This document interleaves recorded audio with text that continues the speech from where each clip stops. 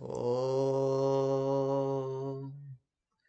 वसुदेवसुतं देवं कंसचाणूरमर्दनं देवकी परमानन्दं कृष्णं वन्दे जगद्गुरुं। ॐ श्रीपरमात्मने नमः। श्रीमद्भगवद्गीता अथ सप्तमोऽध्यायः। ज्ञानविज्ञानयोगः। श्रीभगवानुवाच मय्यासक्तमनः पार्थ योगं युञ्जन्मदाश्रयः असंशयं समग्रं मां यथा ज्ञास्यति तच्छृणु। ज्ञानं तेऽहं सविज्ञानमिदं वक्ष्याम्यशेषतः यज्ञात्वा नेह भूयोऽन्यज्ञातव्यमवशिष्यते। मनुष्याणां सहस्रेषु कश्चिद्यतति सिद्धये यततामपि सिद्धानां कश्चिन्मां वेत्ति तत्त्वतः। भूमिरापनलो वायुः खं मनो बुद्धिरेव च अहंकार इति यं मे भिन्ना प्रकृतिरष्टधा। अपरेयमितस्त्वन्यां प्रकृतिं विद्धि मे परां। जीवभूतं महाबाहो जयेदं धार्यते जगत्। एतद्योनीनि भूतानि सर्वाणीत्युपधारय। अहं कृत्स्नस्य जगतः प्रभवः प्रलयस्तथा मत्तः परतरं नान्यत् किञ्चिदस्ति धनञ्जय। मयि सर्वमिदं प्रोतं सूत्रे मणिगणा इव। रसोऽहमप्सु कौन्तेय प्रभास्मि शशिसूर्ययोः। प्रणवः सर्ववेदेषु शब्दखे पौरुषं नृषु। पुण्यो गन्धः पृथिव्यां च तेजश्चास्मि विभावसो। जीवनं सर्वभूतेषु तपश्चास्मि तपस्विषु। बीजं मां सर्वभूतानां विद्धि पार्थ सनातनं। बुद्धिर्बुद्धिमतामस्मि तेजस्तेजस्विनामहं। बलं बलवतां चाहं कामरागविवर्जितं।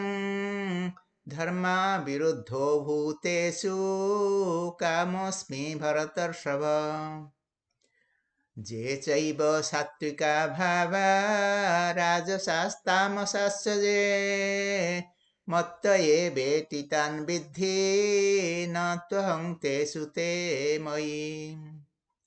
त्रिभिर्गुणमयैर्भावैरेभिः सर्वमिदं जगत् मोहितं नाभिजानाति मामेभ्यः परमव्ययम्।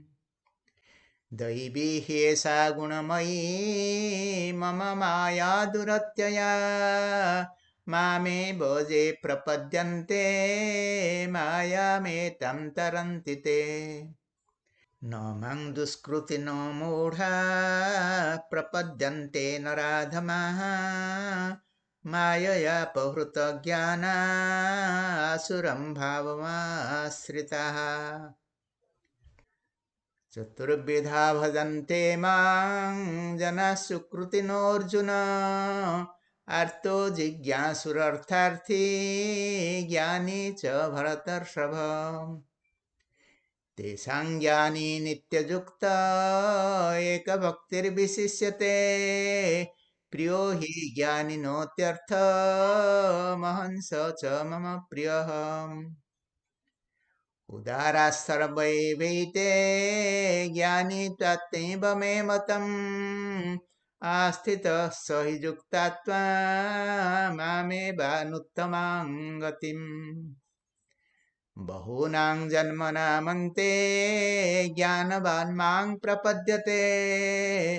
वासुदेवः सर्वमिति स महात्मा सुदुर्लभः।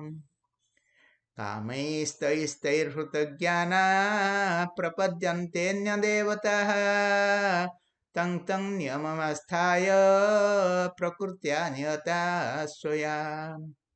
यो जो जां जां तनुं भक्तश्रद्धयार्चितुमिच्छति तस्य तस्याचलां श्रद्धां तामेव विदधाम्यहम्।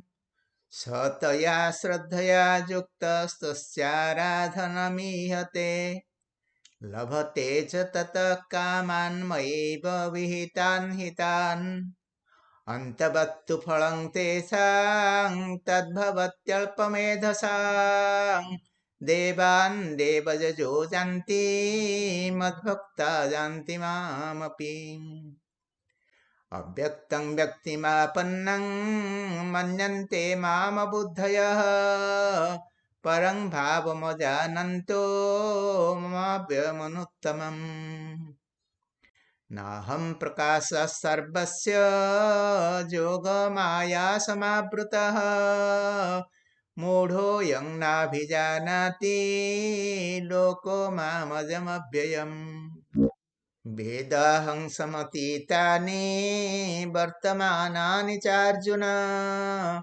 भविष्याणि च भूतानि मां तु वेद न कश्चन इच्छाद्वेषसमुत्थेन द्वन्द्वमोहेन भारत सर्वभूतानि सम्मोहं सर्गे जन्ति परन्तप येषां त्वन्तगतं पापं जनानां पुण्यकर्मणां ते द्वन्द्वमो निर्मुक्ता भजन्ते मां दृढव्रताः जरामरणमोक्षाय मामाश्रित्य यतन्ति ये ते ब्रह्म तद्विदुः कृत्स्नमध्यात्मं कर्म चाखिलम्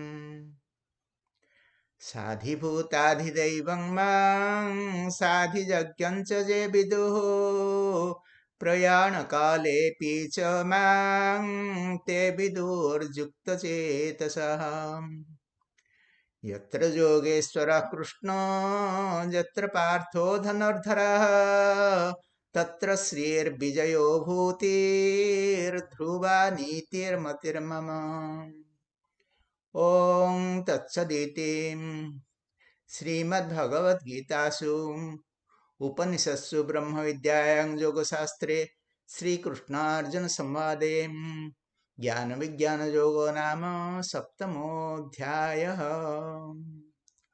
ॐ श्रीकृष्णार्पणमस्तु। हरिः ॐ तत्सत्। हरिः ॐ